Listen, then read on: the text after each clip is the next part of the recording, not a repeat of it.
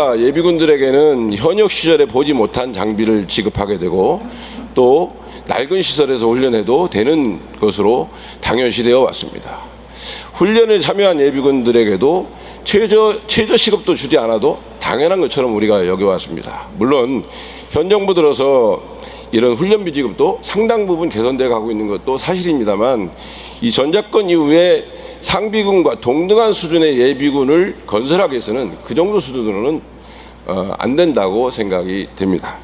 그래서 전작권 이후에 한국군이 주도하는 그런 국방 구조를 갖추기 위해서는 기존의 상비군 중심 부대 사상에서 좀 벗어나서 상비군과 예비군이 통합된 하나의 전력으로 가는, 즉 한국형 총체 전력 정책을 지금이라도 바로 선언해야 될 시기라고 저는 생각을 합니다. 마침 2년 후인 2028년은 우리 예비군이 창설된 지 딱 60년이 되는 해입니다.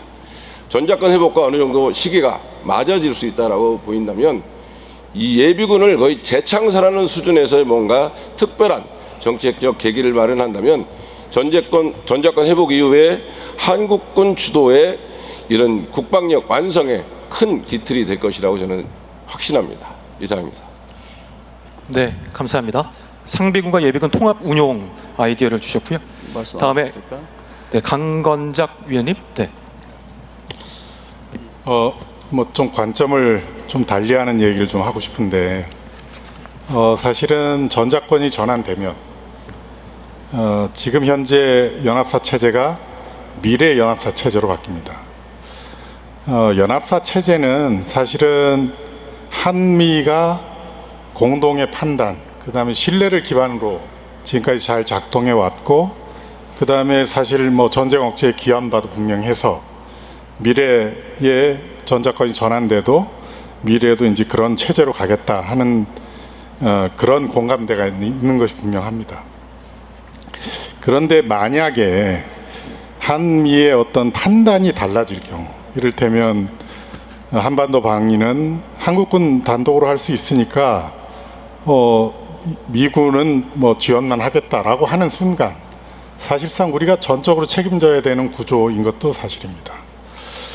게다가 이제 전시와 평시가 나눠진다는 것이 전작권이 없는 것도 세계에서 유일하지만 또 그런 지휘 구조를 갖고 있는 것도 세계에서 유일하기 때문에 미래의 어떤 전작권의 환수의 최종 상태를 우리가 잘 그리면서 그 사이에 생길 수 있는 그 회색지대까지 잘 커버하는 그런 고민을 좀 구체적으로 해서 추진하면 국민들이 훨씬 더 안심하고 그 다음에 더 확고한 전작권 환수가 되지 않을까라고 생각을 합니다. 이상입니다. 네, 감사합니다. 다음으로 유승준 위원께 발언 기회 드리도록 하겠습니다. 예, 전 조금 다른 측면에서 말씀을 좀 드리도록 하겠습니다. 최근 미국이 주도한 이란 전쟁을 보면서 전작권 회복의 필요성이나 당위성에 대해서 이건 점점 더 커지고 있다라고 느꼈습니다. 많은 국민들이 여기에 대해서 동의하실 겁니다. 아무쪼록 미측을 협상을 통해서 또는 설득을 통해서 미 정부의 정책적 결단이 빨리 이끌어내 주실 것을 고대하면서 두 가지 정도 의견을 드리고자 합니다. 첫 번째, 대미 협상이나 설득 시에 고려할 점에 대해서 말씀드리겠습니다.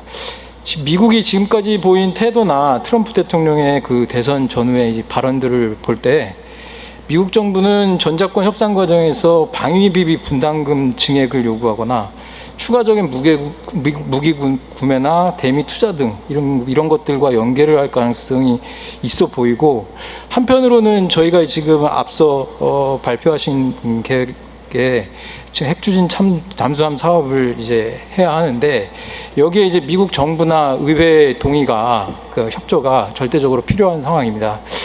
이러한 상황을 잘 고려를 하셔서 외교적으로나 군사적으로나 잘 협상 전략이 마련되어야 할 것으로 생각된다는 의견을 먼저 드립니다.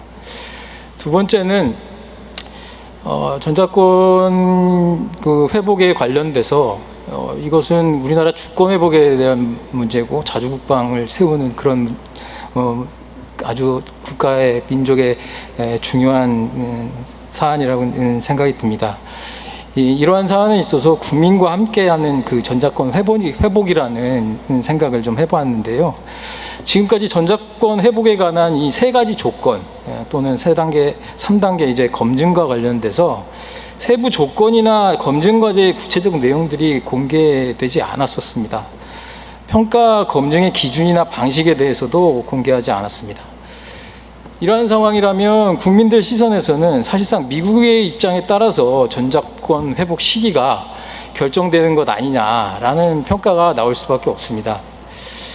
세부 검증 결과는 공개하기가 곤란하다고 하더라도 최소한 주요 과제나 평가 방식 이런 것들은 좀 공개를 하고 평가 검증 결과도 가능한 한 범위 내에서는 최대한 공개해서 주권 회복에 대한 국민들의 열망이나 관심을 끌어올리고 보다 다양한 지혜 이런 능력들을 결집해서 그것을 미국을 설득하거나 미국을 상대로 협상하는 데 있어서 큰 에너지로 삼을 수 있었으면 좋겠습니다.